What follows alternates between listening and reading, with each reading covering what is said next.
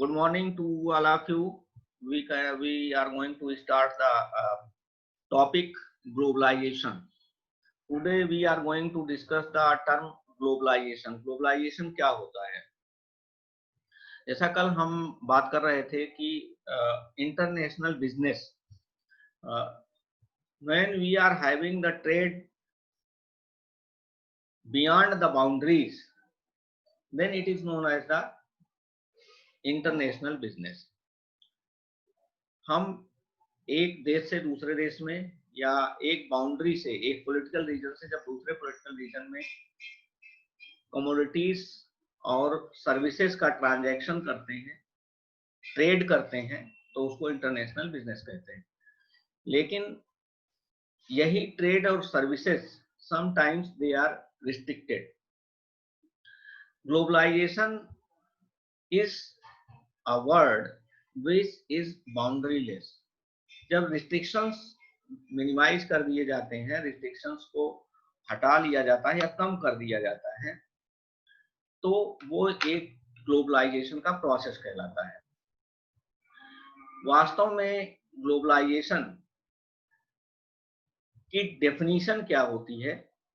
तो डेफिनीशन जो दिया हुआ है वो आपके सामने है। The movement towards an integrated and interdependent world economy। Integrated and interdependent means countries starts doing specialization in producing the home country food। वो जो देश जिस कमोडिटी में स्पेशलाइज्ड होता है, उस कमोडिटी का प्रोडक्शन करता है और उसका एक्सपोर्ट करता है। और जो देश जिस कमोडिटी में स्पेशलाइज्ड नहीं होता है या उसकी प्रोडक्शन कॉस्ट हाई होती है, उसका प्रोडक्शन वो कम कर देता है और उसको कम दाम पर, लेस प्राइस पर इंपोर्ट करना शुरू कर देता है। तो इससे क्या होता है? Mutual benefit. एक तो स्पेशलाइजेशन की वजह से उसका अपना प्रोडक्शन कॉस्ट घटता है, दूसरे टेक्नोलॉजिकल अपग्रेडेशन हो जाता है, तीसरा कंज्यूमर बेनिफिट, यानी कंज्यूमर को लेस प्राइस पर हाई क्वालिटी प्रोडक्ट कंज्यूम करने को मिल जाता है। तो इससे क्या होता है? These are the benefits of globalisation. क्या ग्लोबलाइजेशन की शुरुआत कैसे हुई, इसके थोड़ा सा मैं बैकग्राउंड बता दूं, देन हम इसके बाद ग्लोबल मार्केट पर और कैरेक्टरिस्टिक्स ऑफ ग्लोबलाइजेशन पर बढ़ते हैं।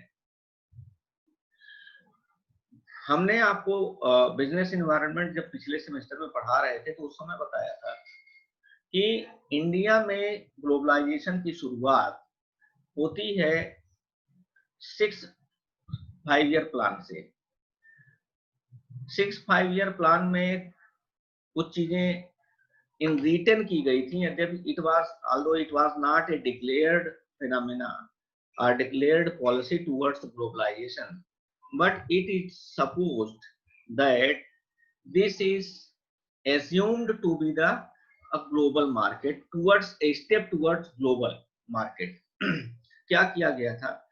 इन बिफोर 1980 अगर किसी को मार्केट में कोई फर्म लगानी होती थी तो they were suppose to take the production licence.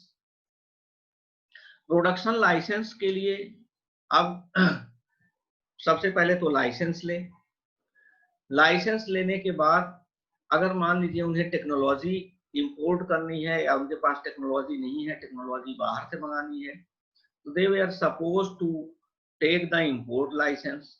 अब इंपोर्ट लाइसेंस अगर मिल भी गया तो they were again suppose to take the permission for exchange of foreign currency from the RBI. अब आरबीआई से उन्हें फॉरेन करेंसी का परमिशन लेना पड़ता था। अब जरूरी नहीं है कि इंपोर्ट लाइसेंस मिलने के बाद उनको फॉरेन करेंसी मिल ही जाए, जबकि बेनिफिट ये होता था कि अगर कोई प्रोड्यूसर है और वो टेक्नोलॉजिकल अपग्रेडेशन के लिए वो फॉरेन करेंसी चाहता है, तो सर्टेनली उसको वो टेक्नोलॉजी लाएगा, उससे प्रोडक्शन करेगा, और प्रोडक्शन से क्या होगा, एक्सपोर्ट बढ़ेगा और फॉरेन करेंसी जो है वो हमारे देश में flow of foreign currency in the home country will increase. लेकिन मोस्टली ऐसा होता नहीं था। तो some steps were taken to solve these problems in sixth plan, which was the time period of sixth plan you might be knowing was 1980-81 to कब तक होता है, कोई बता पाएगा? एनीवन? हमने पहला तो बता दिया 1980-81 to, anyone?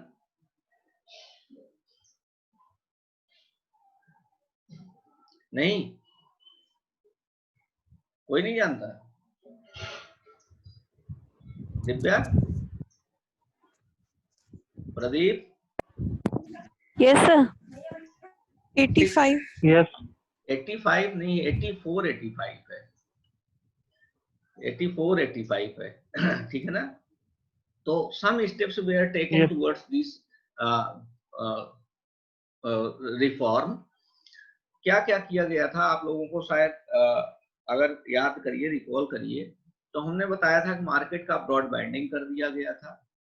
Broad binding of the market means कि whatever you want to produce, if you are taking the license of producing a commodity, if you are having a variety in that commodity, then you have not to take the separate license for separate varieties, but from single license you can produce any amount or any quantity of the product of any variety। तो ये था market का broad binding. अब जैसे मैंने example दिया था कि आपको अगर एक फैन बनाना है, तो फैन का लाइसेंस अगर आपको मिल गया प्रोडक्शन का, तो अब आप जरूरी नहीं है कि आप सेपरेट लें।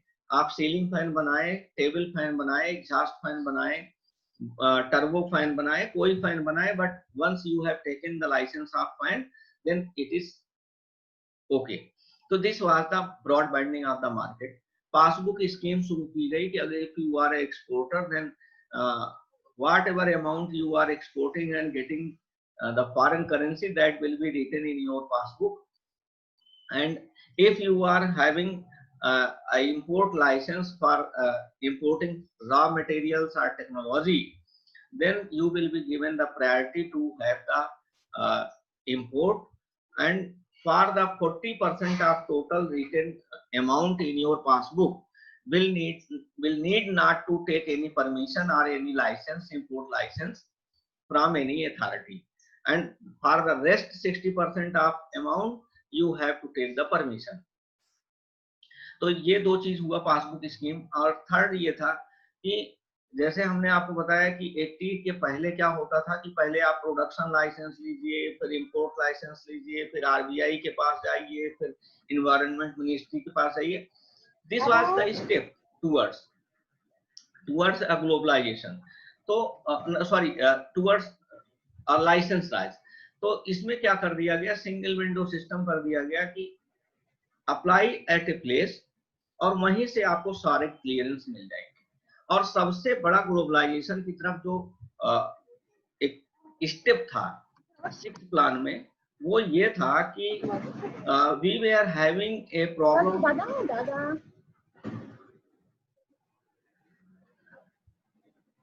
we were having a problem of technological development. अब टेक्नोलॉजी तो ऐसी कोई चीज नहीं है कि जिसको आप जाकर के खरीद लीजिए और चली आएगी, या किसी को बुला लीजिए, कोई सर्विस तो है नहीं। तो technology was for the technological upgradation एक स्टेप लिया गया था, जो स्टेप हमारे लिए बहुत फायदेमंद साबित हुआ। It was a joint venture. Joint venture उसी समय आपको याद होगा कि जैसे कंपनीज ने जॉइंट वेंचर करना शुरू किया था। तो जॉइंट वेंचर में क्या किया गया था, अभी प्रॉब्लम आई कि अगर मान लीजिए कोई कंपनी आज आती है, जॉइंट वेंचर किसी कंपनी के साथ लगाती है, तो नाम कौन सी कंपनी का होगा? सबसे पहले तो ये एक प्रॉब्लम थी। दूसरा ये था कि अगर मान लीजिए कोई कंपनी ज्वाइंट वेंचर से हट जाती है या चली जाती है, तुरंत वापस हो जाती है, तो उसके लिए क्या रिस्ट्रिक्शंस होंगे, कंपनी कौन इसके लिए देख करेगा, वो will take the step towards resolve the matter. और जो होम कंट्री का की कंपनी होगी उसकी फिर उसको तो नुकसान हो जाएगा। तो ऐसे में किया गया कि ज्वाइंट वेंचर के लिए ये कंपल्सन कर दिया गया कि अगर कोई कंपनी होम कंट्री के कंपनी से ज्वाइंट वेंचर करना चाहती है तो उसे कम से कम 6 महीने तक तो वो अपने ज्वाइंट वेंचर को एंड नहीं कर सकती, खत्म नहीं कर सकती। यानी देश छोड़ करके वो कंपनी 6 महीने तक कम से कम नहीं जा सकती है। और जो कंपनी ज्वाइंट वेंचर के लिए आएगी वो अपने साथ सबसे लेटेस्ट तकनीक लाएगी। लेटेस्ट तकनीक का मतलब सबसे नई नई तकनीक जो उसके पास होगा उस तकनीक पर वो काम करेगी। और ज्वाइंट वेंचर का तीसरा स्टेप ये था कि कंपनी में दोनों का नाम होगा। जैसे हमने आपको बताया था मारुति सुजुकी, उसी समय ऐसे ही इसको एस्टेब्लिश किया गया था। एलएमएल वेस्पा या हीरो होंडा या टीवीएस सुजुकी, ये सब कंपनी उसी समय ज्वाइंट वेंचर के रूप में स्थापित की गई थी। तो हमने जो आपको बताया कि मार्केट का broad banding of the market, joint venture, foreign collaboration या passbook scheme, single window system, all these steps were to towards movement towards the globalization। तो ये था आपका फर्स्ट, जिसको हम कहते हैं first phase of the globalisation. अब आते हैं second phase of the globalisation, जिसको आपको वास्तव में कहते हैं कि ग्लोबलाइजेशन हमारे यहाँ शुरू हुआ। तो ग्लोबलाइजेशन शुरू करने के लिए भाई देखिए, हमने आपको पहले ही बात किया कि if we are having less boundary or bound, देखिए लेस बाउंड्री और boundary less, two words are there. तो लेस बाउंड्री का मतलब ये हुआ कि हम रिस्ट्रिक्शंस को कम कर दें। जैसे हम इंटरनेशनल ट्रेड पर कौन कौन से रिस्ट्रिक्शंस लगाते हैं, हम कस्टम ड्यूटी को बढ़ा देते हैं। तो उससे क्या होता है, इंपोर्ट महंगा हो जाता है और होम कंट्री में आकर के कोई भी जब बाहर से सामान आता है तो वो उसकी प्राइसेस काफी बढ़ जाती हैं ड्यू टू टैक्स। टैरिफ लगा देते हैं। Tariff is also a kind of tax which is imposed on the imports। लेकिन हमने आपको कई बार बताया है कि टैरिफ और कस्टम ड्यूटी का पर्पस अलग अलग होता है। जैसे टैरिफ की जो पर्पस होता है वो होता है इंपोर्ट को डिस्करेज करना। हम टैरिफ किसी को इसलिए लगाते हैं, टैरिफ इसलिए उस पर इम्पोज करते हैं कि उस कमोडिटी का इंपोर्ट डिस्करेज हो और होम कंट्री में उसका प्रोडक्शन इनकरेज किया जाए। यानी होम कंट्री के प्रोडक्ट को हम सपोर्ट करने के लिए टैरिफ इम्पोज करते हैं। लेकिन फॉरेन की कंपनी जो आती हैं हमारे यहाँ के इंफ्रास्ट्रक्चर को यूज करती हैं, मार्केट का यूटिलाइजेशन करती हैं, तो इन सब के बदले भाई हम कुछ टैक्स तो चार्ज करेंगे। तो revenue collection is the purpose of custom duty. Custom duty जब हम लगाते हैं तो the purpose of custom duty is the revenue collection.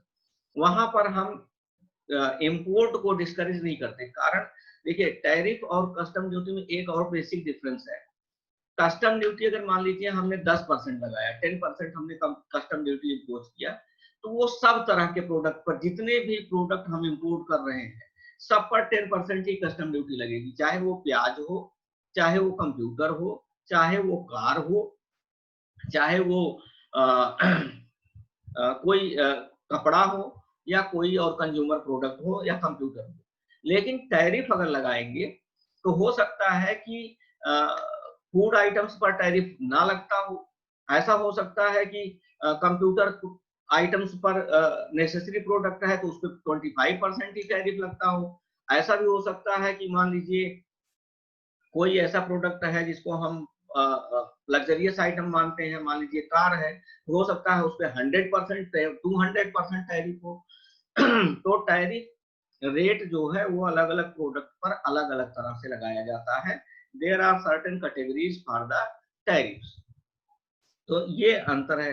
तो हम क्या करते हैं, टैरिफ को टैरिफ इम्पोज करते हैं, रिस्ट्रिक्शंस को कम करने के लिए हम टैरिफ को घटा देते हैं, कस्टम ड्यूटी को कम कर देते हैं। फिर इसके बाद होता है कोटा। कोटा मतलब ये होता है कि हम किसी देश की प्रोडक्ट को फिक्स कर देते हैं कि इससे ज्यादा आप हमारे अमाउंट फिक्स कर देंगे, क्वांटिटी फिक्स कर देंगे, या कई बार ऐसा होता है कि हम उसकी नंबर ऑफ आइटम्स फिक्स कर देते हैं कि आप हमारे यहाँ 100 यूनिट से ज्यादा नहीं बेच सकते। या मान लीजिए कपड़ा है तो हमने कह दिया कि आप हमारे यहाँ एक लिमिट हमने फिक्स कर दिया कि इससे ज्यादा कपड़ा हमारे यहाँ नहीं बेच सकते।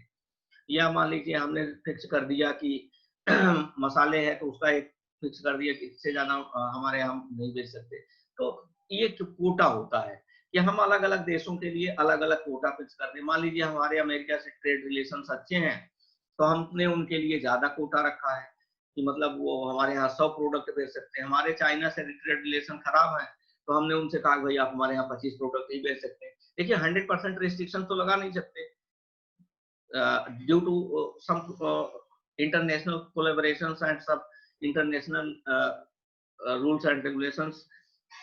तो हम कोटा को बढ़ा या तो घटा तो सकते ही हैं। All these are the restriction in the process of globalisation. तो ग्लोबलाइजेशन में का प्रोसेस शुरू करने के लिए क्या होता है कि there are certain steps to be taken. Globalisation का प्रोसेस होता है कि सबसे पहले लिबरलाइजेशन होता है, इसके बाद प्राइवेटाइजेशन होता है, और इसके बाद ग्लोबलाइजेशन होता है। लिबरलाइजेशन का मतलब ये होता है कि जितने हमने बताया आपको कि कस्टम ड्यूटी, टैरिफ या कोटा या और जितने भी ट्रेड रिस्ट्रिक्शंस हैं, एंटी डंपिंग होता है, डंपिंग होता है। अभी आगे चल करके मैं आपको डंपिंग और एंटी डंपिंग भी बताऊंगा, थोड़ा रेफरेंस के लिए बता दूं। डंपिंग का मतलब ये होता है कि कोई भी कंट्री जब अपने प्रोडक्ट को होम कंट्री में नहीं बेच पाती है तो वो क्या करती है कि अपने प्रोडक्शन कास्ट से कम कीमत पर एक्सपोर्ट करना शुरू कर देती है, या जिस कंट्री में भी एक्सपोर्ट करेगी वो प्रोडक्शन कॉस्ट से कम कीमत पर एक्सपोर्ट करती है। तो वहां पर और जो अब स्वाभाविक है कि अगर प्रोडक्शन कॉस्ट से कम कीमत पर एक्सपोर्ट करेगी तो उसको घाटा होगा। तो इस घाटे की भरपाई वो क्या करते हैं, होम कंट्री में अपने प्रोडक्ट की प्राइस को बढ़ा करके पूरा कर लेते हैं, और प्रोडक्शन कॉस्ट से कम कीमत पर बेचने की वजह से उनका मार्केट एक्सपेंशन हो जाता है फॉरेन में। और एक समय ऐसा आता है कि जब जैसे रिलायंस जियो ने आपको शुरू में फ्री सिम दिया, फ्री कुछ महीने के लिए दिया, और इसके बाद धीरे से कब टैरिफ लगाना शुरू कर दिया, कब उसने प्राइसेस शुरू कर दी, आप उसके एडिक्ट हो चुके थे, अब उसको आप छोड़ नहीं पा रहे थे, सिम खरीद चुके थे, और इसके बाद अब धीरे धीरे रिलायंस का ये हाल हो गया कि उसने प्राइस इतनी बढ़ा दी है कि आप तब भी नहीं छोड़ पा रहे हैं, इवन कि पोर्ट नहीं करा पा रहे हैं। तो ऐसे ही यही पर्पज एकदम एग्जैक्टली होता है डंपिंग का। डंपिंग को क्या किया जाता है कि डंप मतलब होता है कि किसी गड्ढे को कूड़े करकट से पाट देना। अब आपके पास कोई सामान एक्स्ट्रा है तो उसको अब भाई प्रोडक्शन कॉस्ट से कम कीमत पर उस स्टॉक को खत्म करना है, प्रोडक्शन कॉस्ट से कम कीमत पर बेचना शुरू कर दिया। अगर किसी देश को ये एहसास हो गया कि एक्सपोर्टर कंट्री हमारे देश में प्रोडक्शन कॉस्ट से कम कीमत पर सामान बेच रहा है, भाई उससे नुकसान तो ये होगा कि जिस देश में आप एक्सपोर्ट कर रहे हैं वहां की कंपनीज फिर आपके प्रोडक्ट से कंपटीशन नहीं कर पाएंगी, क्योंकि आपका प्रोडक्शन कॉस्ट से कम कीमत पर बिक रहा है तो सामान आपका सस्ता पड़ेगा, तो वो वहां की कंपनी आपसे कंपटीशन कर नहीं पाएंगी। देन इन दैट केस क्या होगा, अगर उस देश को ये एहसास हो गया तो वो एंटी डंपिंग शुल्क लगा देता है।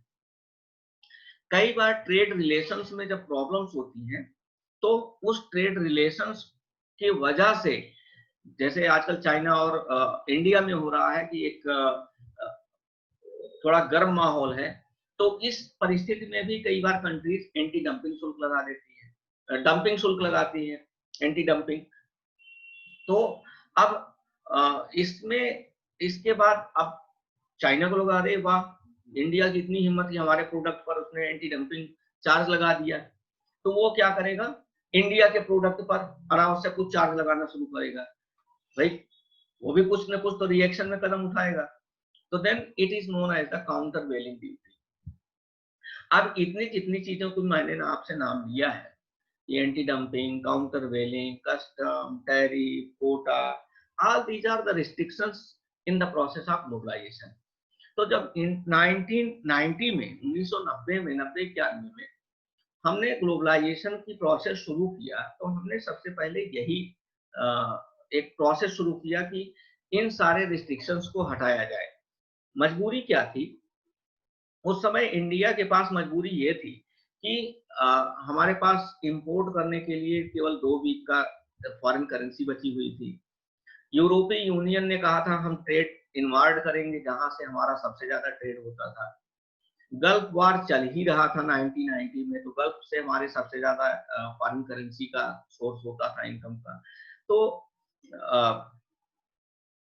इन सब वजहों से हमारी मजबूरी बन गई थी कि हम ग्लोबलाइजेशन के प्रोसेस को शुरू करें। तो we started a step of reducing the trade barriers. तो हमने 90-91 में, खास करके 91 में जब मनमोहन सिंह जी वित्त मंत्री बने, तो उस समय हमने क्या किया कि इन रिस्ट्रिक्शंस को, ट्रेड रिस्ट्रिक्शंस को हटाना शुरू कर दिया, यानी अपनी कंट्री को लिबरलाइज बनाना शुरू कर दिया। अपने कंट्री के प्रोडक्ट, अपने कंट्री के रिस्ट्रिक्शंस को हमने हटाना शुरू कर दिया। तो इससे जब हम रिस्ट्रिक्शंस हटा देंगे, तो then the products of the other country started moving towards the India. तो अब ग्लोबल प्रोडक्ट्स एंड मार्केट्स, जब हम लिबरलाइज करेंगे मार्केट को, तो हमारे पास जो मार्केट्स हैं, मार्केट में बहुत सारी कंपनीज आएंगी। जैसे ये हमने कुछ आपको सामने रखा हुआ है। Although these products were made by the multinational companies that produce and sell without regard for national boundaries, McDonald's, आप जानते हैं कि अगर ये ट्रेड रिस्ट्रिक्शंस होता, मैकडोनल्ड आपके यहाँ कभी भी आकर के और ये अपना स्टोर, ये अपना खोल नहीं सकता था, जो क्या कहते हैं, रेस्टोरेंट खुलता है। सिटी ग्रुप है, सिटी ग्रुप भी उसी समय आया था। एक्सॉन मोबाइल है, हिल्टन है, ये जितने भी आपको वीसा कार्ड तो खैर अभी अभी आया है, जब हमने फाइनेंशियल सेक्टर में जब खास करके क्रेडिट कार्ड और डेबिट कार्ड को हमने शुरू किया था। तो फोर्ड मोटर्स उस समय आया था जब हमने ग्लोबलाइजेशन का फर्स्ट फेज शुरू किया था। तो आप ये देख लीजिए कि जब लिबरलाइजेशन शुरू होता है, तो फॉरेन जो ग्लोबल कंपनीज हैं या मल्टीनेशनल कंपनीज हैं, they start moving towards the country which are being liberalised. अब इससे क्या होता है, ग्लोबल प्रोडक्शन शुरू हो जाता है। तो then some multinational companies move their product facilities to be nearer to customer sale without regard to national boundaries. Everyone wants to sell to the largest population in the world. जैसे China में हर आदमी, हर देश की company China में जा करके एक unit लगा रही थी। ऐसा क्यों किया जा रहा था? चाइना या इंडिया हॉट मार्केट क्यों माने जाते हैं? Because of their population dividend. इसीलिए हम कहते हैं population, although a huge population is bad to work for the country, but sometimes it is a dividend. Dividend का मतलब समझ रहे हैं ना आप लोग? लाभांश जिसको हम कहते हैं। क्योंकि कंपनी जो है वो यहाँ पर आएंगी, तो उसी का फायदा अभी प्रधानमंत्री जी ने मेक इन इंडिया कार्यक्रम को लेकर के इसी का फायदा उठाने की कोशिश किया है कि कंपनीज जो चाइना में है, वो चाइना में अगर अपना एस्टेब्लिशमेंट लगा करके और वहां से एक्सपोर्ट कर सकती हैं, तो why we should not give the facility to the companies to produce here in India and to sell in the world. तो ये ग्लोबल प्रोडक्शन शुरू हो जाता है बिकॉज ऑफ द लिबरलाइजेशन। जब आप रिस्ट्रिक्शंस, बाउंड्रीज हटा देंगे, एक्सपोर्ट पर से रिस्ट्रिक्शंस हटा देंगे, रॉ मटेरियल का इंपोर्ट करना शुरू कर देंगे, जैसे हमने 1990s की बात किया कि हमने क्या किया। एक और सबसे बड़ी प्रॉब्लम हुआ करती थी उस समय, करंट अकाउंट और कैपिटल अकाउंट कन्वर्टिबिलिटी। ये आप लोग थोड़ा सा याद दिलाइएगा, ये बहुत इंपॉर्टेंट टॉपिक है, इसको आपको पढ़ाना पड़ेगा। करंट अकाउंट और कैपिटल अकाउंट कन्वर्टिबिलिटी, ये हमारे लिए सबसे बड़ी एक प्रॉब्लम थी। करंट अकाउंट का मतलब ये था कि अगर मान लीजिए आपने यहाँ कंपनी लगाई और उस कंपनी भाई अब बाहर से अगर आप हैं तो स्वाभाविक है profit you will send the profit to your home country. और अगर आप यहाँ से हैं, यहाँ पर आप बहुत सारी चीजों को रॉ मटेरियल मंगाएंगे, बाहर से कुछ इंजीनियर्स को बुलाएंगे, देयर में बी मेनी थिंग्स। तो ऐसी स्थिति में करंट अकाउंट अगर कन्वर्टेबल ही नहीं है तो आप ट्रांजैक्शन कैसे करेंगे, उनका पेमेंट कैसे करेंगे। और दूसरी चीज कैपिटल अकाउंट कन्वर्टेबिलिटी का मतलब ये था कि अगर भाई आप बाहर से आकर के यहाँ फर्म लगाना चाहते हैं तो स्वाभाविक सी बात है you will need some technology to be imported. Technology import करेंगे, मशीनें इंपोर्ट करेंगे, बहुत सारी इंफ्रास्ट्रक्चर की चीजें इंपोर्ट करेंगे। अगर कैपिटल अकाउंट कन्वर्टेबल नहीं है तो आप फिर ये कर ही नहीं सकते। तो हम आपको जो याद दिलाइएगा तो हम बताएंगे आपको कैपिटल, जब आपके सिलेबस में ये नहीं है इसलिए मैं कह रहा हूँ कि याद दिलाइएगा, लेकिन ये इंपॉर्टेंट टॉपिक है। सिलेबस में लिखा नहीं है लेकिन बिना इसके आपको बहुत सारी अभी जैसे आगे थियरीज नहीं समझ में आएंगी। तो कैपिटल और करंट अकाउंट कन्वर्टेबल 1994 में पार्शियली किया गया था। तो ये भी एक बाउंड्री रिस्ट्रिक्शन है टुवर्ड्स द ग्लोबल मार्केट। अब आईबीएम आकर के यहाँ कंपनी लगा ले और अपने और वो ओवरसीज जैसे बहुत सारी कंट्रीज आप देखते हैं अमेरिका में बैठी हुई हैं और उनके कॉल सेंटर्स इंडिया से चल रहे हैं। अब करंट अकाउंट कन्वर्टेबिलिटी ना हो तो वो अपने कॉल सेंटर्स के कर्मचारियों को कहाँ से वेतन दे पाएंगे, कैसे दे पाएंगे। तो ये पॉसिबल नहीं होगा अगर करंट और कैपिटल अकाउंट कन्वर्टेबल ना किया जाए। तो all these are the restrictions were reduced. Now global production. अच्छा आप लोग 4 मिनट बचा हुआ है, लेस देन 4 मिनट, अगर मीटिंग एंड हो जाए तो आप लोग फिर से इसी आईडी से जुड़ जाइएगा, ठीक है। अभी क्योंकि हमने अटेंडेंस लिया नहीं है, उसके बाद फिर अटेंडेंस लेंगे। तो then controversial aspect of global production is outsourcing, जो हमने आपको कहा था। लेकिन अब आउटसोर्सिंग जब रिस्ट्रिक्शंस हटा दिए गए तो आउटसोर्सिंग को आसान बना दिया गया और इसको परमिसिबल बना दिया गया। और तो अभी अमेरिका आउटसोर्सिंग को लेकर के थोड़ा सा चुनाव है तो वो रिस्ट्रिक्शंस लगा रहा है, बट उनका ये employment is the concern for the country. लेकिन ये आज आउटसोर्सिंग इतना नेसेसरी बन चुका है, without outsourcing no company can move forward. There are some institutions who are playing the role in towards the globalization, such as GATT। GATT का जो form general agreement on tariff and trade, ये इसी के स्थान पर 1 जनवरी 1995 को आया था WTO। इंटरनेशनल मॉनेटरी फंड आप जानते ही हैं कब बना था, 1945 में। वर्ल्ड बैंक जिसका नाम IBRD है, International Bank for Reconstruction and Development, और United Nations, all these institutions are playing their roles towards the globalization. Because of the globalization there are a growing interdependence towards the globalization. For example, if oil imports from the Persian Gulf are halted, industrial output and standards of living all over the globe will suffer. So बहुत आसान सा है। अभी pandemic situation में जब आप देखे थे कि ऑयल की डिमांड ही कम हो गई थी तो वहां पर प्रोडक्शन सफर करने लगा था। इसी तरह अगर वहां प्रोडक्शन सफर करना शुरू कर दे तो आपकी इकोनॉमी ठप पड़ जाएगी अगर आप पेट्रोलियम प्रोडक्ट्स का इंपोर्ट करना बंद कर दें। तो देन माइक्रो वर्सेस माइक्रो जो है sector, that will suffer towards without in the process of globalisation. तो all this was all for the globalisation for today. इसका सेकेंड पार्ट जो है वो हम लोग नेक्स्ट क्लास में डिस्कस करेंगे, क्योंकि इतना ही पॉसिबल था आज के इस क्लास में। मीटिंग एंड हो रही है, 1 मिनट से कम समय बचा हुआ है। तो for today thank you all for today. Now we will start the attendance.